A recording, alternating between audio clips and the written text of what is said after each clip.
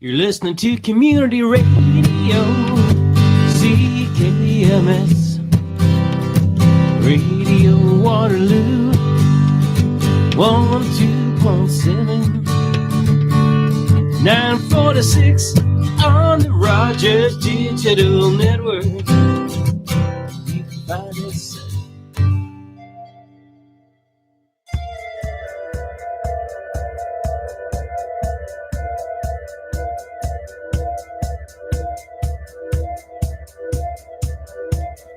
Good morning, Waterloo Region.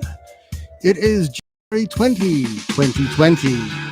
Today is Martin Luther King Day, although there's not many celebrations here in Waterloo Region, but our guest Tamara Lorincz will tell us of some celebrations, as well as talking about anti-war rallies and how the military influences the climate crisis.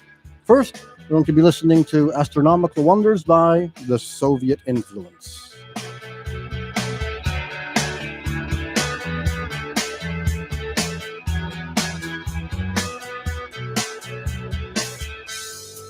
Haven't seen the light at the end of the dark night, as the moon crashes into earth, a glorious rebirth.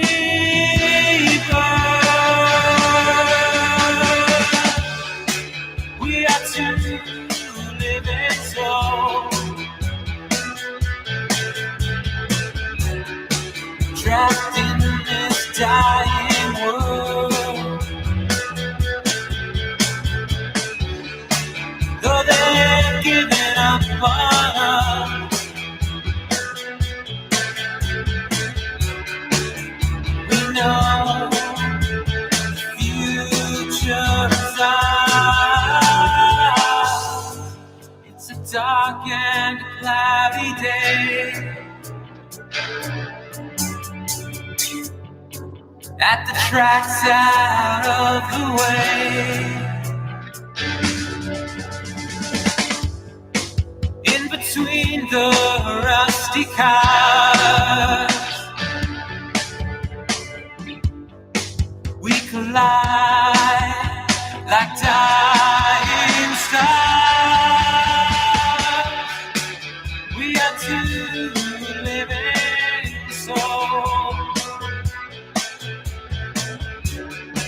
trapped in this dying world, though they've given up on us, we know the future is ours.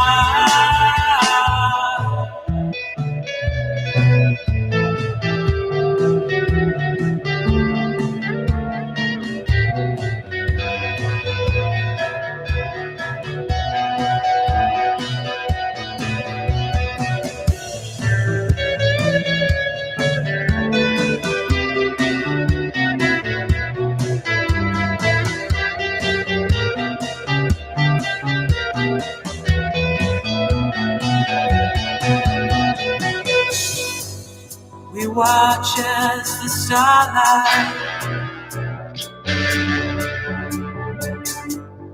flickers out in the night, as the day comes to an end. Our new life begins again. We are two living souls, trapped in this dying world, though they've given up on us, we know the future is ours.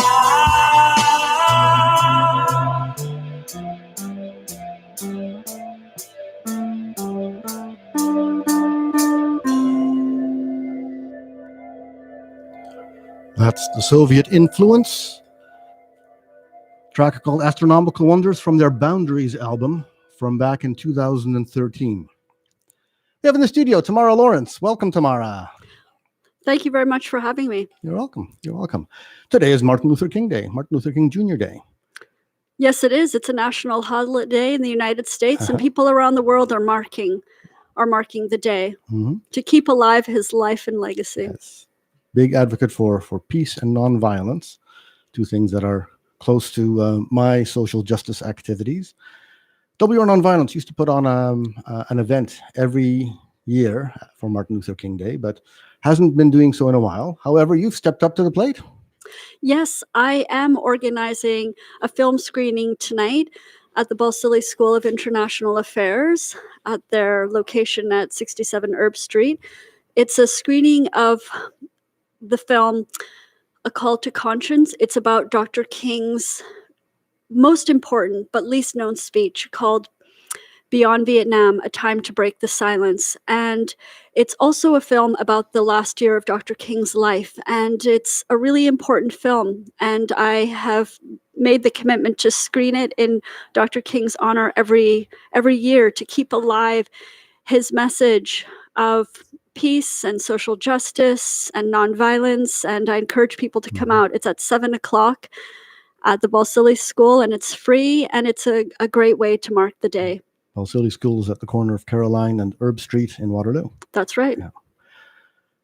I've heard the speech. It was aired on, I think, an NPR station at one point. Listening to public radio, I came across that. Very moving, very powerful, and still very relevant today. It is absolutely very relevant, and it's a speech that often Democracy Now! Will air. Another great radio public broadcaster will air on Dr. King's Day.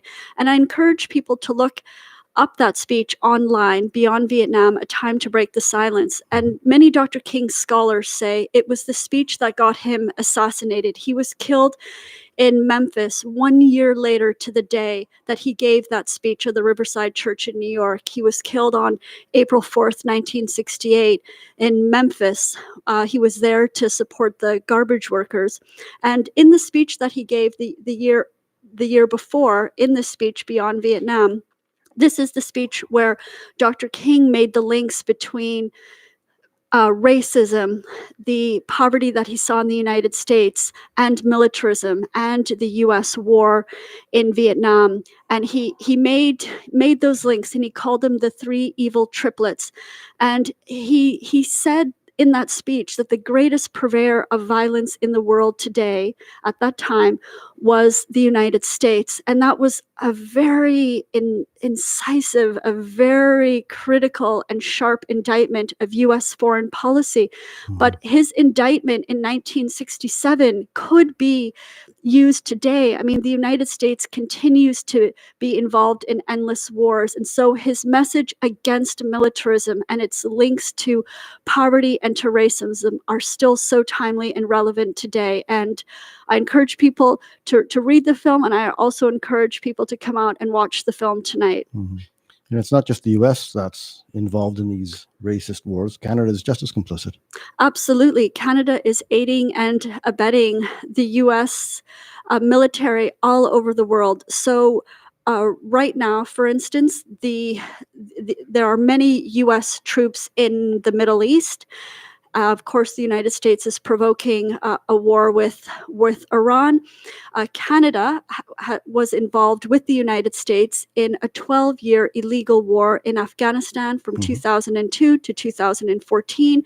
Canada has been involved with the United States bombing Syria and Iraq from 2014 to 2019. Canada was involved with the United States in bombing Libya in 2011, which totally destabilized North Africa. And Canada is leading battle groups right now, along with the United States, in Ukraine, Poland, and Latvia, with the United States right along Russia's borders.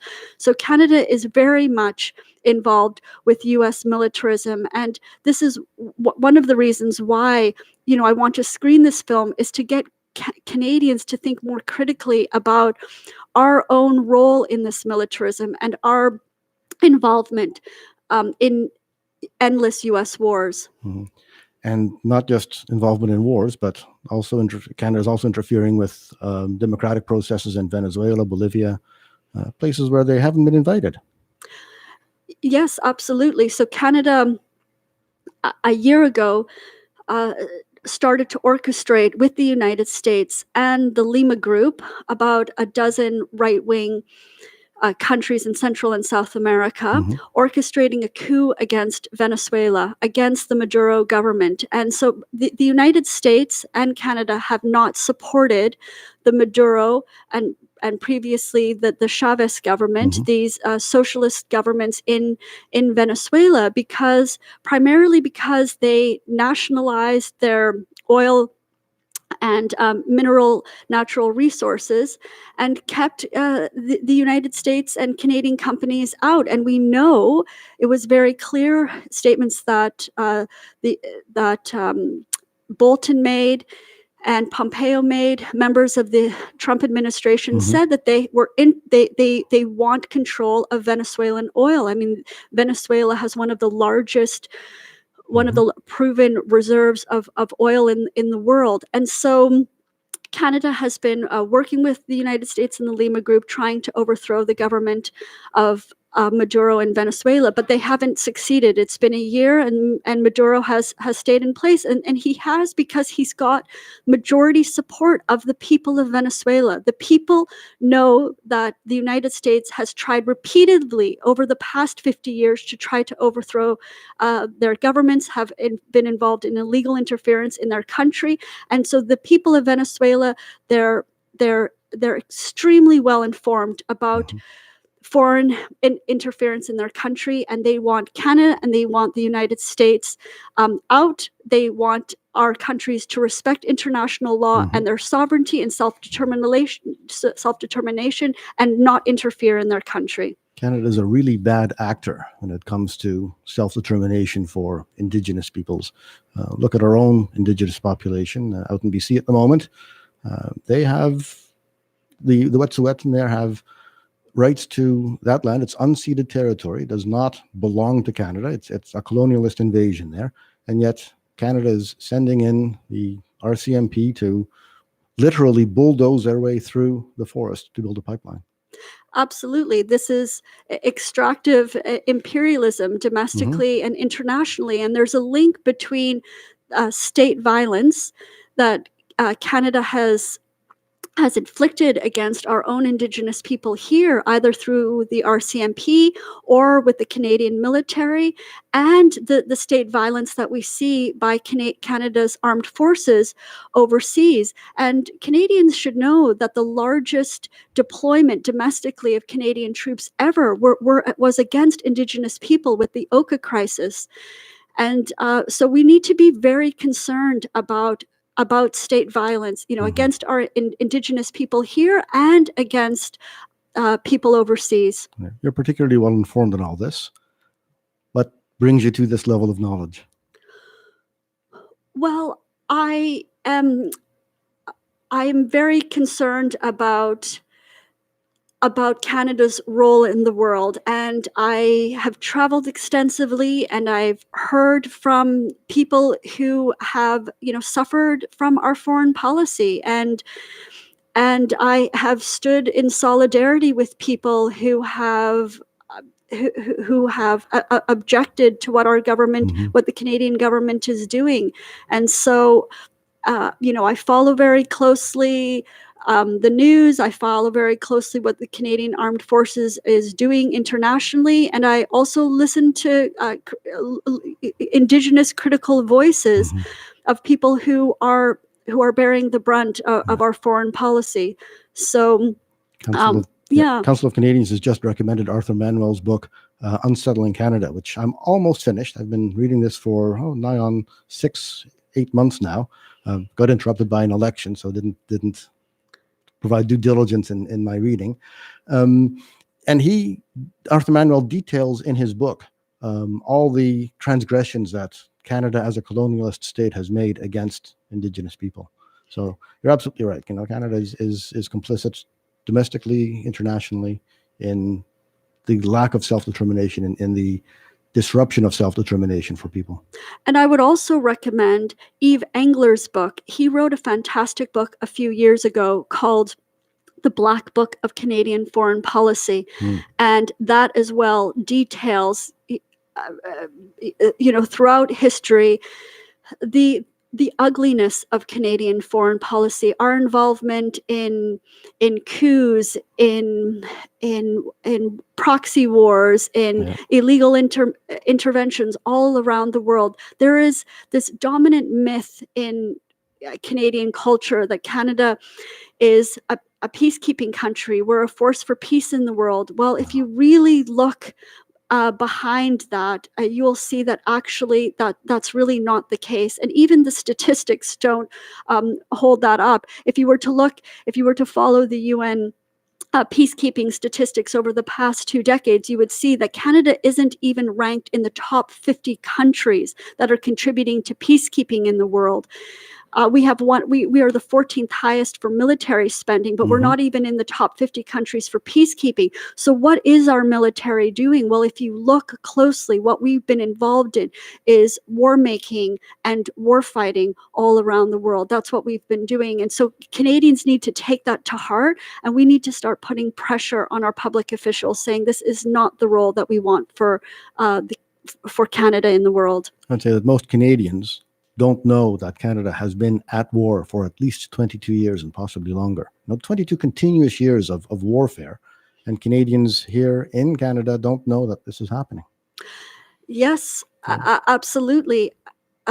21 years ago, Canada was involved in the illegal bombing of Serbia, and that run started. That was considered a war crime. There are Serbian lawyers that are still trying to seek justice for our use of depleted uranium because there's a disproportionate level of cancer in the country. Canada has never atoned for our role in the bombing and the destruction of Serbia, and really the destabilization of the Balkans. So because we haven't ever honestly faced our foreign policy, Canada continues to be involved in these really nefarious, illegal military operations around the world. It went from Serbia, it went to Afghanistan. We were illegally in Iraq and in Libya and in Syria,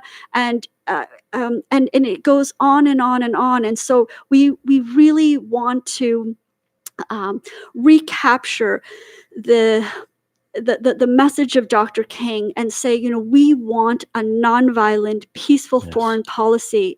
It's absolutely time. I mean, we need that. We've got other global challenges where we need to work with everyone in the international community, with China, with Russia, on solving common challenges like the climate crisis. We can't be fighting one another. We need to be working collectively in solving our global challenges. There's a strong tie-in to the climate crisis and military activity, isn't there?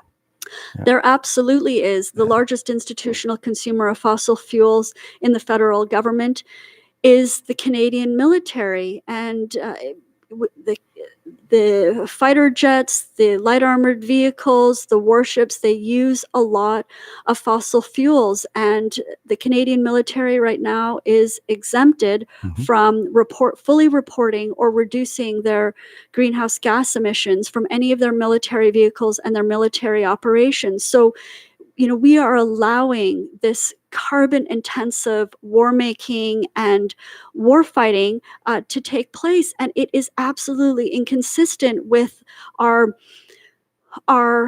Paris Agreement targets to rapidly reduce greenhouse gases. So our foreign policy is inconsistent with saving our war-fighting foreign policy is inconsistent with our plans to reduce greenhouse gases and to save the climate. I would say that those plans for climate action that the government has committed to are inconsistent with every action that they've taken. Building pipelines, making oil subsidies, provincially reducing the energy tax credits, the green energy tax credits. All those things are completely contraindicated to eliminating the climate crisis. Yes, and I would just stress too, in the past 3 years since the Trudeau Liberals, or 5 years since the Trudeau Liberals came into to power, they have dramatically increased military spending, and all of the spending on the military is spending that's not going to green infrastructure, to expanding public transportation, to building green affordable housing that we need. It's not even going to defense, is it? I mean, it's a Ministry of National Defense, but there is really no defensive action that all these monies are going to. No, it's very much offensive. So just in this past year, for instance, the Canadian government announced the designs for the new warships that are going to cost a minimum of $60 billion just to manufacture them. This was back in February, and then in June, the federal government opened the tenders for a new fleet of fighter jets. We're going to be buying 88 new fighter jets, most likely the Lockheed Martin F-35s, and that's going to be a cost of a minimum $26 billion. And then in August, the federal government announced a $3 billion sole source tender for 260 light armored vehicles from the General Dynamics plant in London, Ontario. And that one defense procurement of $3 billion for tanks is equivalent to the fossil fuel subsidies. What we need to also be talking about, along with like the Green New Deal and no pipelines, is we need to start talking about conversion, about converting our defense industries and our prioritization of armed force to talk about conversion to civilian industries where we're building renewable technology, we're building the kind of green infrastructure that we need for this climate challenge that we're facing. My conservative friends say that Canada is only responsible for some 1.6% of global greenhouse gas emissions. China is responsible for something like 20 or 25% of greenhouse gas emissions. So whatever Canada does is really insignificant in comparison. But the way I understand it, China is actually actively reducing its carbon footprint, whereas Canada's carbon footprint is steadily increasing at an ever accelerating rate. Canada historically is also the largest contributor to the problem. So if we look at historic emissions, Canada has disproportionately contributed to the climate crisis. We have a very carbon-intensive economy and a very carbon-intensive military. The other thing is, if you look at it in a per capita basis, at a footprint level, Canadians are emitting something like 17 metric tons a year of greenhouse gases, where each Canadian individually. So our footprint is very large. When you look at developing countries and countries like China, their footprint is much smaller. And China has been making efforts to increase their renewable energy, and they're considered a world leader in renewable energy technologies. Canada needs to show leadership on the climate. It needs to show leadership on peace. If Canada wasn't wasting so much money and so much resources on a defense industry, on our war industries, if we were putting that instead into our to green industries, Canada would be a leader in the world on green technologies and renewable energy. And that's what we should be doing. We shouldn't be following the United States on their illegal wars around the world.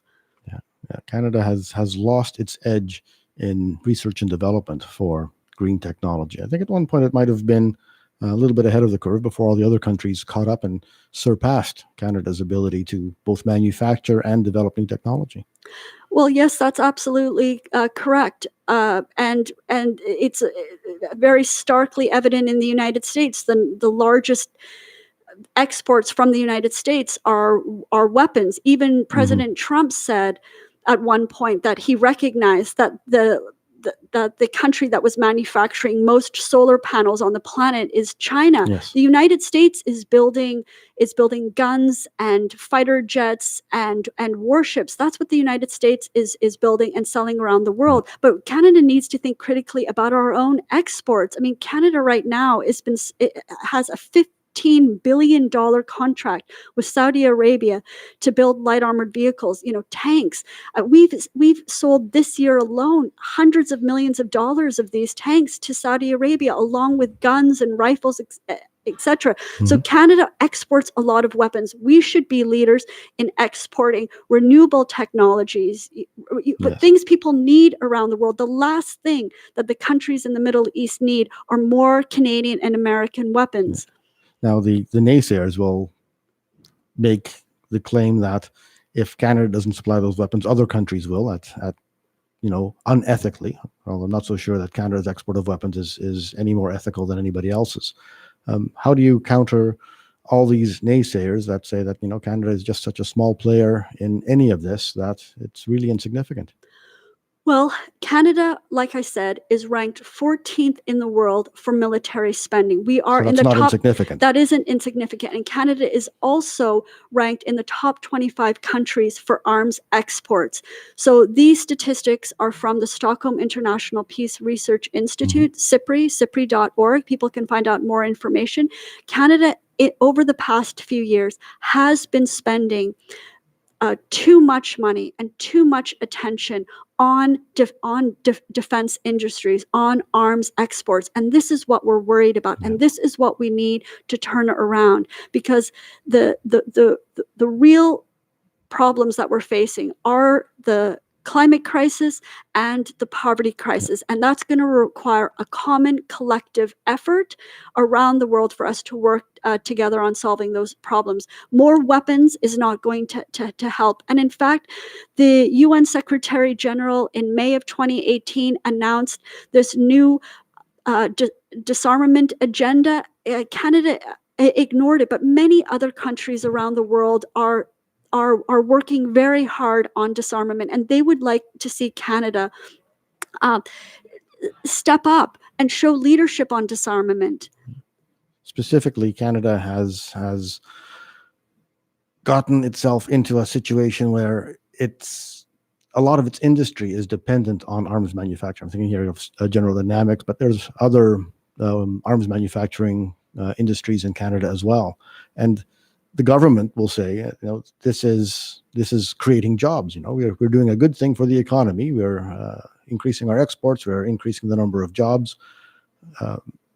How can we tell the people that are working in these industries, the fossil fuel industries, the armament industries, you need to find other work. You need to find other work because what you're doing is bad for the world at large?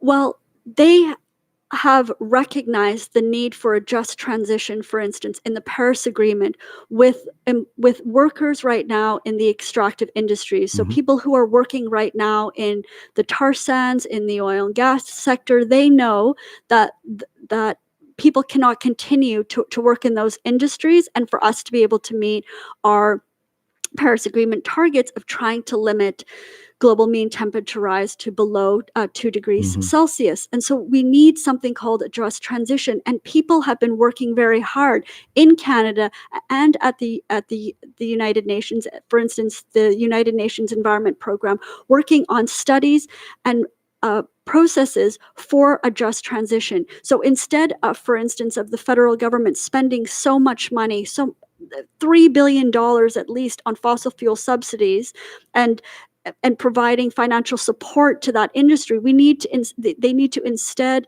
invest in companies that are doing building green technologies and that kind of thing, and helping with the employment opportunities for those workers. So in the same way that the Paris Agreement has envisioned a just transition for the extractive industry, we need a just transition and conversion on the defense side. Already today, I think the renewable energy industry in Canada has a greater level of employment than the fossil fuel industry. So, it's on its way, but it's an uphill battle. There's far more money pumped into the sustainment of fossil fuels and armaments than there is in the green industry. So I think the problem here is that these large behemoths of industry, military, fossil fuel, are not able to turn around and transition into a clean economy. I think what's going to happen is that they'll end up being eclipsed by up and coming industries that are producing green energy, that are producing the equipment needed to produce clean energy. Yes, and we also need on the ground a big mass movement of people demanding, a peaceful green economy and this peaceful green transition. So we need a mass movement of Canadians, of Americans saying we do not want our governments to spend so much money on the military anymore. We need that money instead to go to investment in environment and climate change. So Canadians should know. I mean, last year the public accounts showed that the federal government spent $32 billion on the Department of National Defense, but only $1.8 billion on the Department of Environment and Climate Change. And it's minuscule amount of money. And we know that under our agreements with NATO, for instance, military spending is going to go up dramatically over the next 10 years. And we cannot afford this money to go to armed force and to weapons. We need this money to go to the great transformation that we need to save the climate and the environment.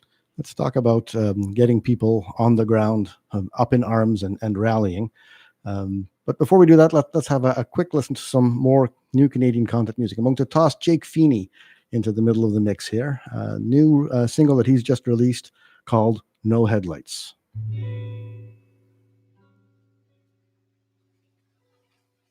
Love is safe in my soul. Keep it in a cup half full.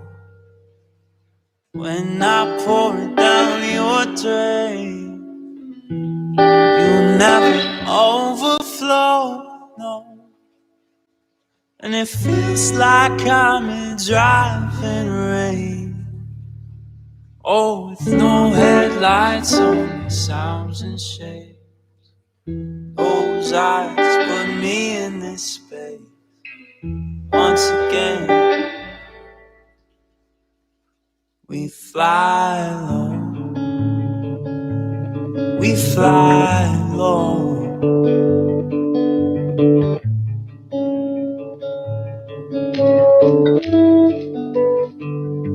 There goes my urgency, listen, it's all he. Never had they said, is it help to breathe? Send me out to give it all up again. Then another view took a planet I knew, so I float on to Spain.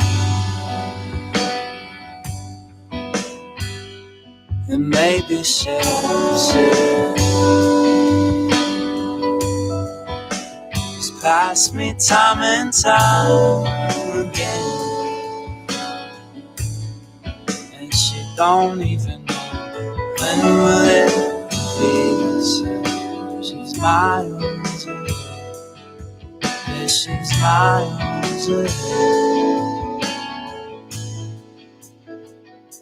There goes your sympathy, didn't take too long. Quick to draw fears come to life in long nights. Prove that I'm on my own. Yes, believe it can be wicked. And maybe she'll say, just pass me time and time again. And she don't even know when will it feel the same. She's miles ahead. Yeah, she's miles ahead.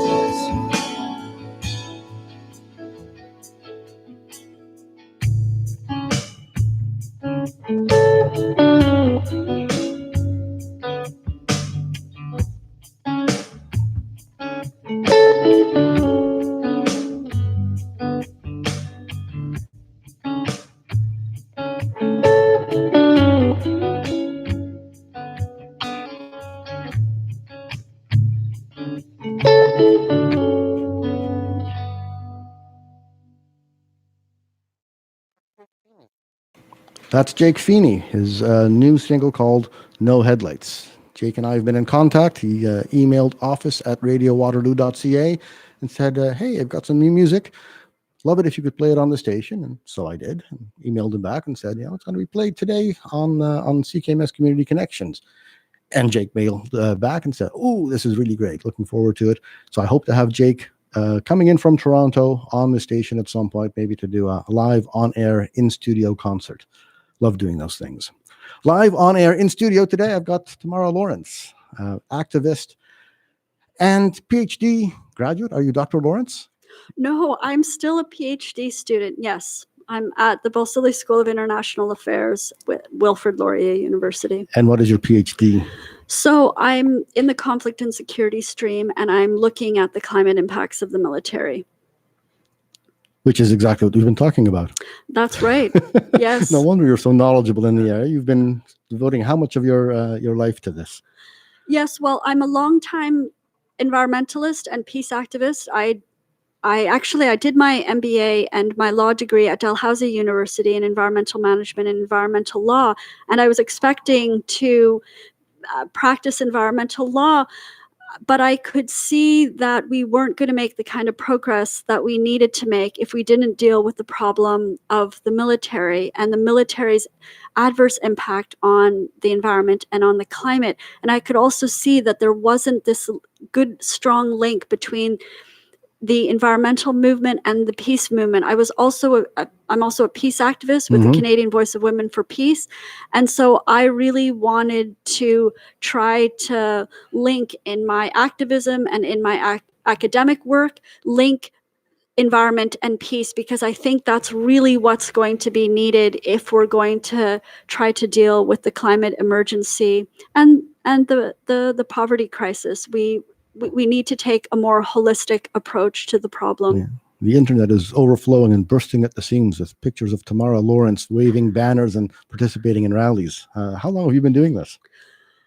So, maybe 25 years. 25 I've been involved in environmental activism and peace activism. And also, I'm a feminist involved in women and issues for girls.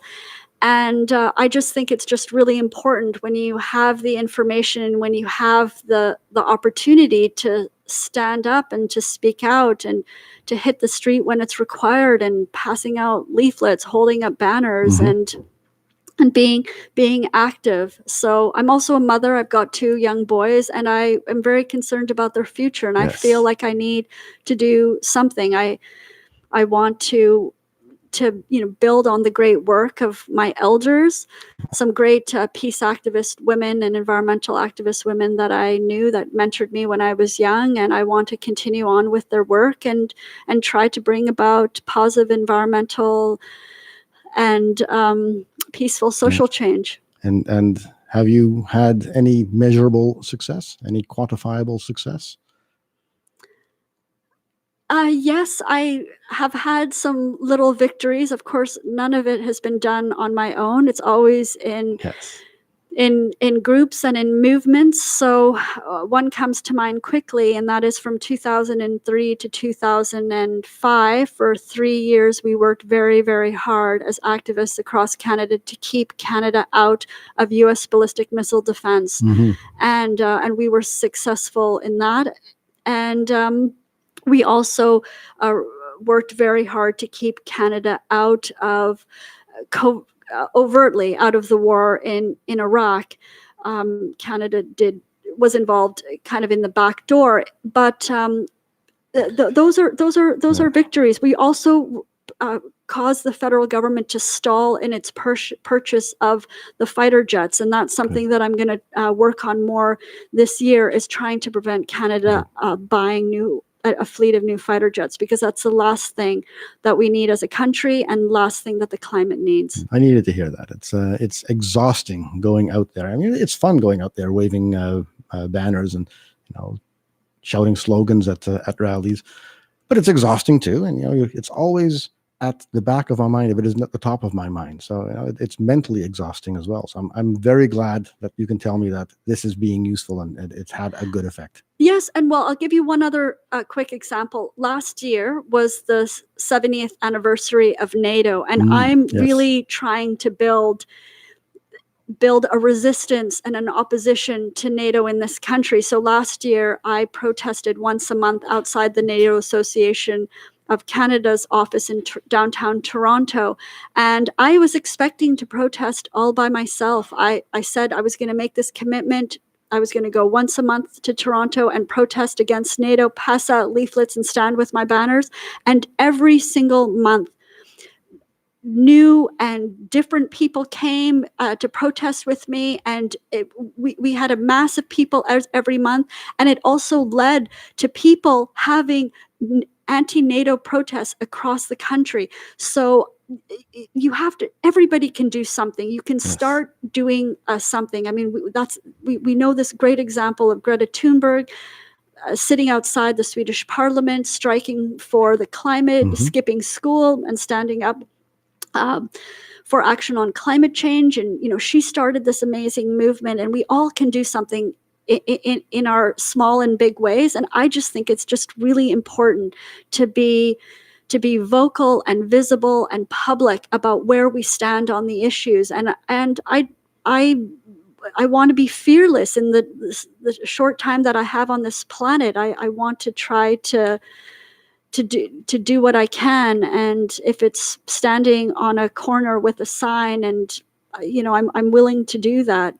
Yeah. I mean, the other thing was we're very lucky in Canada where we can protest, we can have demonstrations,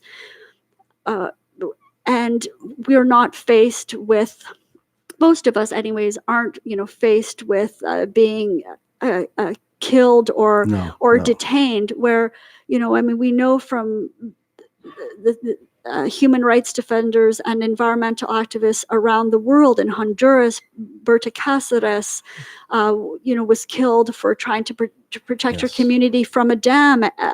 Hundreds and hundreds of human rights defenders have been killed in Colombia. And so I think at the very least in Canada, with the safety and security that I have in this country, I have got to stand up for the right things, and I have to be in solidarity with people who don't have it as easy. And so I want to just be very clear that I'm standing up for peace, for the environment, for social justice, for human rights, and I want a better world for everyone. We get a chance to do that again this coming weekend. That's right.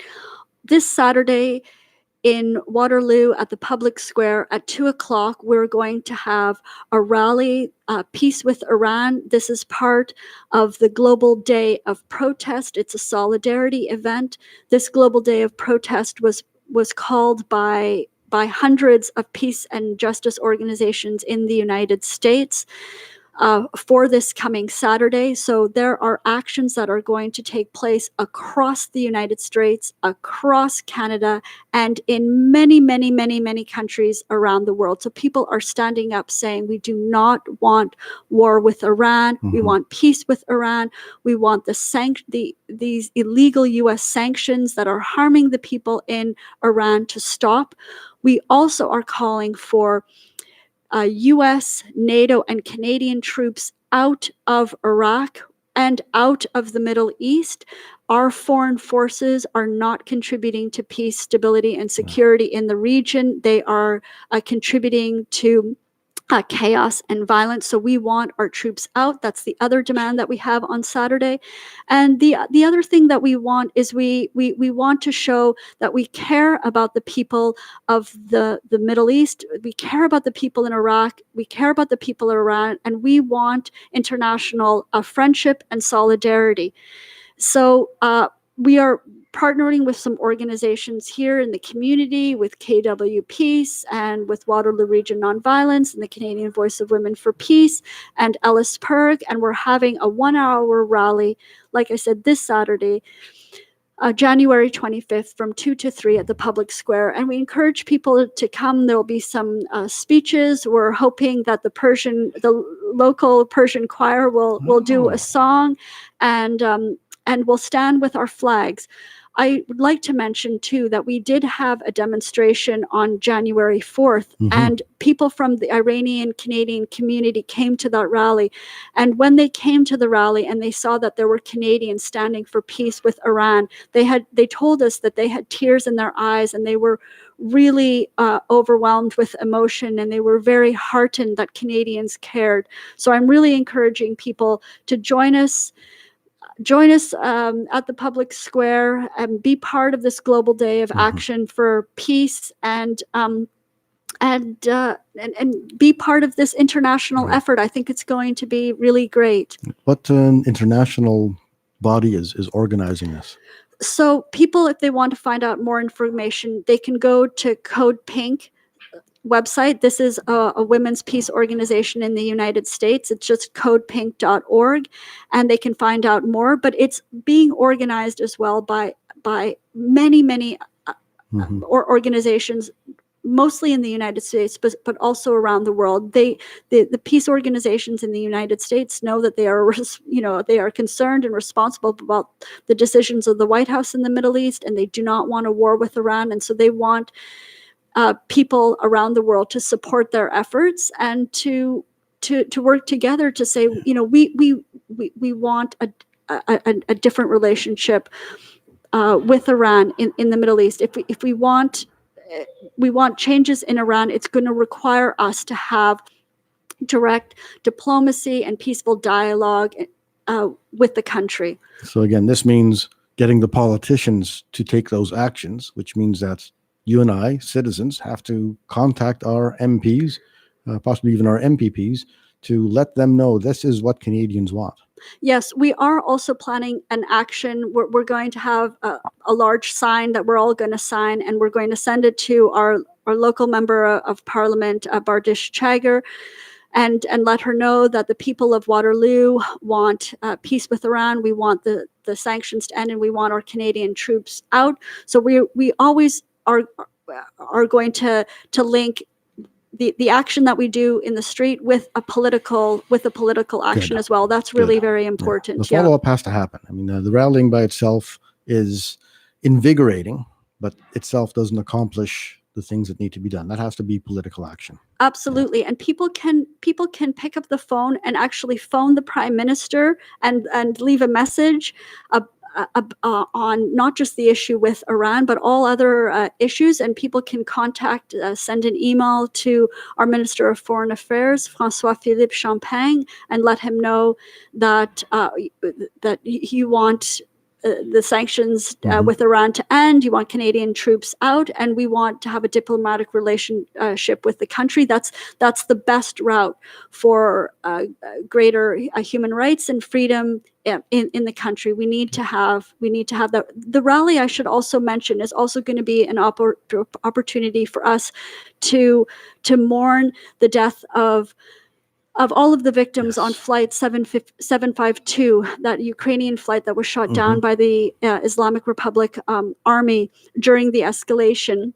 And, this is a tragic consequence from what the United States initiated with Iran by assassinating the Iranian general and the Iraqi military leader. I mean, this led to this tragic downing of the civilian aircraft in Tehran. And so this is just another reason why military intervention and force and violent escalation just doesn't work. No. We need nonviolent diplomacy. No. That is Dr. King's message that 50 years ago. That the message is still the right message. It's the timely message today, and our government needs to hear it, but it needs to hear it from the people. So we really need to pick up the phone, to send an email to our politicians to say we want a peaceful foreign policy. You can put all that contact information, doxing the Prime Minister, putting his email address and phone number right on our website. We'll put that on radiowaterloo.ca/ccc with all the show notes, all the links and organizations that you've mentioned, and the upcoming events that you've got. That would be great. Yeah. Thank you. You have a long list of upcoming events. I'm subscribed to the KW Peace mailing list, and just in the last week or so got a list of 24 different events taking place here in Waterloo Region and as far as Toronto. Do you have that list with you? Oh, well, Not with you. Okay. Sorry, put you on the spot there. I don't have it right with me, but I do like to try to put together a monthly list of events that are related to peace, social justice, and the environment, and to send it out so that people know what's going on in the community and that they can get involved, and then they can take action like we need. The more informed we are, the better, and then we need to put it into action. I'm happy to say that there are many organizations, social justice organizations, peace, nonviolence, environmental organizations, all manner of organizations coming together under the umbrella of KW Peace. And I used to read KW Peace events on the show here. Sadly, I've been a bit negligent in that. So under your careful guidance, I'll resume that activity. Well, Bob, you do a great job keeping the calendar going on the KW Peace website, so people can also check the website to find out what's going on. And there's just so many ways to get involved, and we can make a better community here in the Waterloo region, and that can have ripple effects internationally. Exactly. I want to play another piece of music. This is Wilford N. and the Grown Men. Wilford N. was apparently in the studio and fell asleep, and then he woke up, and then he fell asleep again, and wrote a song about that. So we'll listen to that now, and then when you come back, if you can sum up all the just a list of the events taking place in the next few days, few weeks, few months, and then put that all on the website as well. This is Wilford N. and the Grown Men.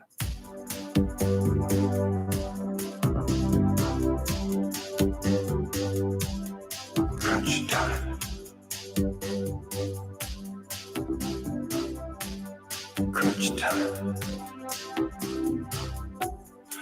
I was awake. I was asleep. I was awake. I was asleep. Awake, asleep. Good to be alive. Good to be alive. Good to be alive. Good to be alive. I was awake. I was asleep. Awake. Asleep. I was awake. I was asleep.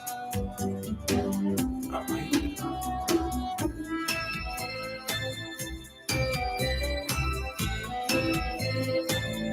I gotta catch up.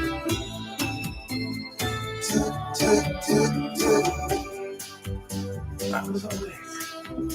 I was asleep. I was awake. Asleep. I'm awake. I was asleep. I was awake.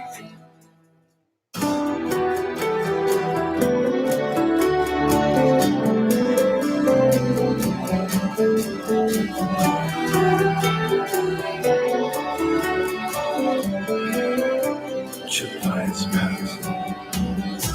September.